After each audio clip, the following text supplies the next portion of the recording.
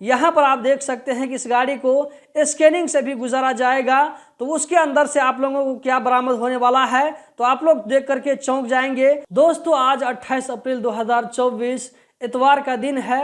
आज यानी कि 28 अप्रैल से लेकर के 28, 29 और 30 3 दिन सिर्फ बाकी है।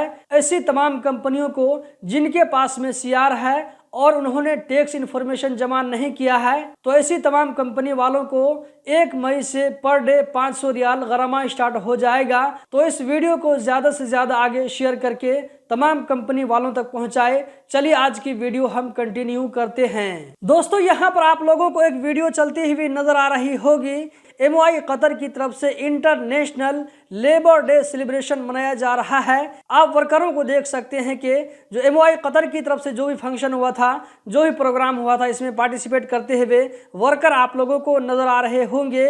जहां पर आप देख सकते हैं कि ह्यूमन राइट्स के आदमी भी इसमें जो है पार्टिसिपेट हुए थे।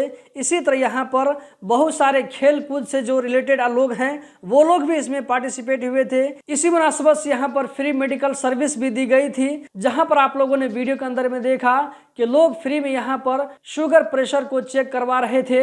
उसके बाद दोस्तों यहाँ पर देख सकते हैं कि वर्कर के अंदर में अवेयरनेस पैदा करने के लिए भी इसके लिए MOI कतर की तरफ से ऑफिसर वहां पर रखे गए थे, जो कि वहां पर लोगों को लेक्चर दे रहे थे। तोरा जब यो बच्चा मोहम्मद लाई हामी सवारी में लिए हिड़े हाम्रो सवारी 81 तीव्र गति में हिँड्न थालियो र ती सबै मानिसहरूको सवारी भन्दा अगाडि भयो।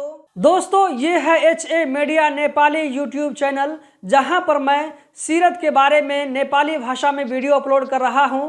अगर आप में से कोई भाई देखने के लिए इंटरेस्टेड है तो वीडियो को जाकर के जरूर देखें। आप लोग यूट्यूब में सर्च करें HA मीडिया नेपाली, आप लोगों को वीडियो मिल जाएगी, चैनल भी मिल जाएगा। जबकि दोस्तों आप लोग यहाँ पर अगली वीडियो में देख सकते हैं, ये एक लाल रंग की गाड़ी है जो कि अबू समरा बॉर्डर को क्रॉस करते हुए कतर आ रही है।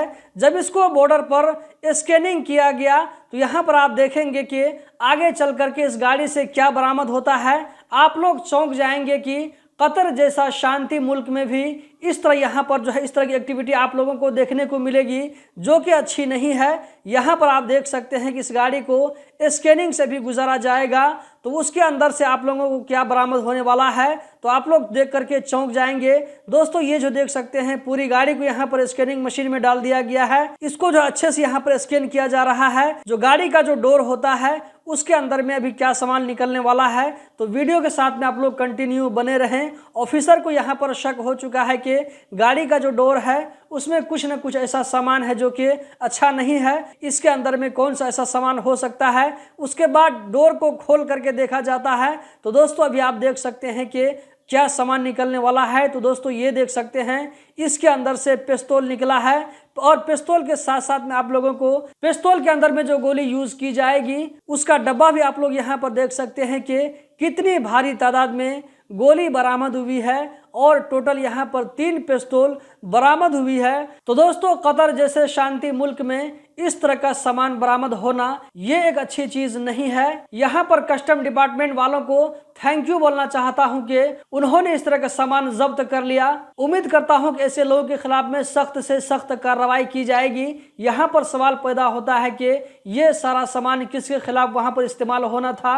दोस्तों अगला जो अपडेट है आप यहाँ पिक्चर में देख सकते हैं। यहाँ पर आप लोगों को अल वक्रा मेट्रो स्टेशन का पिक्चर दिखाया जा रहा है, जहां पर आप देख सकते हैं कि MOI कतर की तरफ से यहाँ पर कुछ ऑफिसरों को इस बात की ट्रेनिंग दी जा रही थी कि अगर कहीं पर अचानक हादसा हो जाता है, ट्रेन का हादसा हो जाता है, तो वहां पर कैसे निपटना होगा। तो ये जो है एक डेमो प्रैक्टिस किया जा रहा था कि ऐसे हादसा से हमें कैसे निपटना है, ऐसे सिचुएशन में हमें किस तरह वहां पर काम करना है। दोस्तों आज का जो लास्ट अपडेट है, मुझे नहीं लगता है कि इस अपडेट के बारे में जानने के बाद में आप लोग खुश होंगे या ये कि साइड होंगे।